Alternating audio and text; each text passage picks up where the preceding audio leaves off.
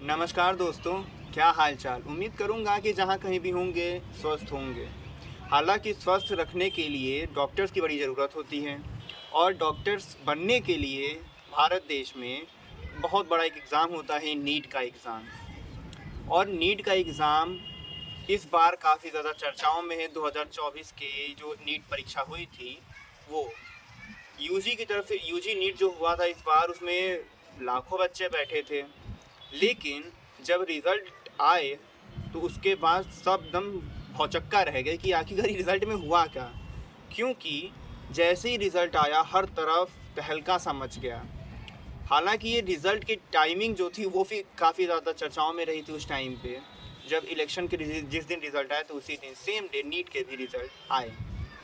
और जब लेकिन नीट का जिन लोगों ने भी एग्ज़ाम दिया था नीट परीक्षा के लिए, उन सभी बच्चों के लिए इलेक्शन के रिज़ल्ट से ज़्यादा इम्पोर्टेंट वो रिज़ल्ट बन गया। और उस रिज़ल्ट में काफ़ी ज़्यादा खामियां दिखने लगी सभी लोगों को।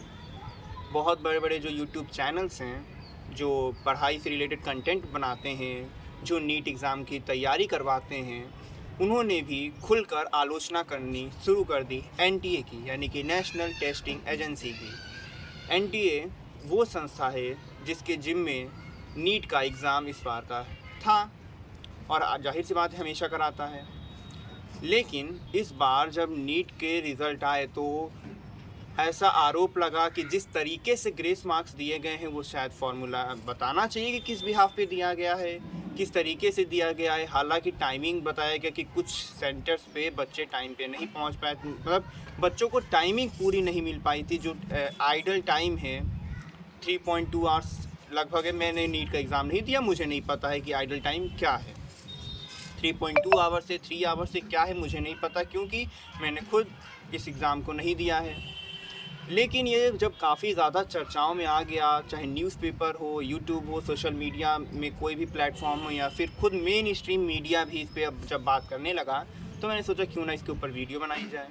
तो अभी आज अभी मुझे पता चला कि अभी पता चला है कि एनटीए ने उन बच्चों का जो एग्ज़ाम है वो री एग्ज़ाम के लिए कह दिया है, जिन लोगों को ग्रेस मार्क्स दिए गए थे, चाहे जिस भी कारण से दिए गए हों।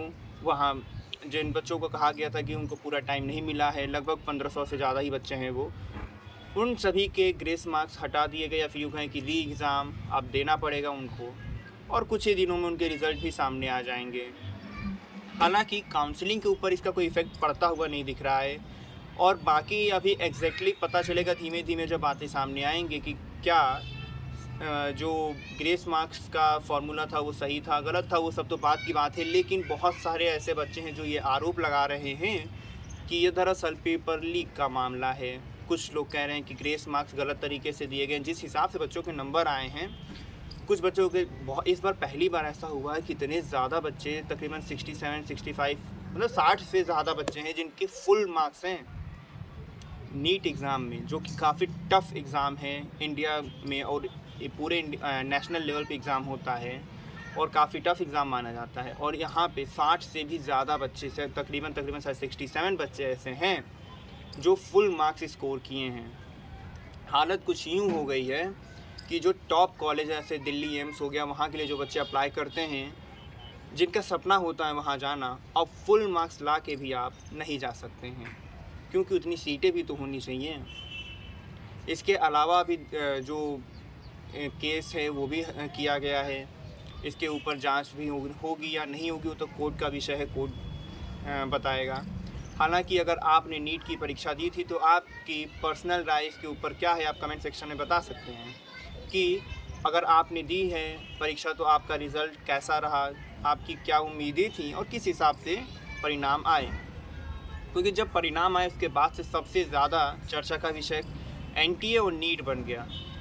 नीट का एग्ज़ाम इस बार का सबसे ज़्यादा चर्चा वाला विषय है इलेक्शन के बाद, या फिर यूँ कहें इलेक्शन के बराबर ही लगभग चर्चा हो गई है।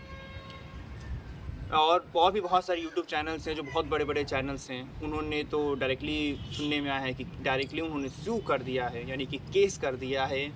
और अब वो हियरिंग आज हुई थी सुप्रीम कोर्ट में, वहाँ भी उनकी कुछ बातें सामने आई थी कि किस तरीके से अब आगे बात होगी, वो तो अब जब कोर्ट अपना निर्णय सुनाएगा, जब जिस टाइम भी फाइनल, तब पता चलेगा। हालांकि एनटीए ने अपनी तरफ से ये मान लिया है कि हाँ, जो ग्रेस मार्क्स दिए गए थे, जिन बच्चों को दिए गए थे, उनका एग्ज़ाम कैंसिल करके अब उनका री एग्ज़ाम कंडक्ट कराया जा रहा है। उनका भी रिज़ल्ट सामने आ जाएगा कुछ ही दिनों में।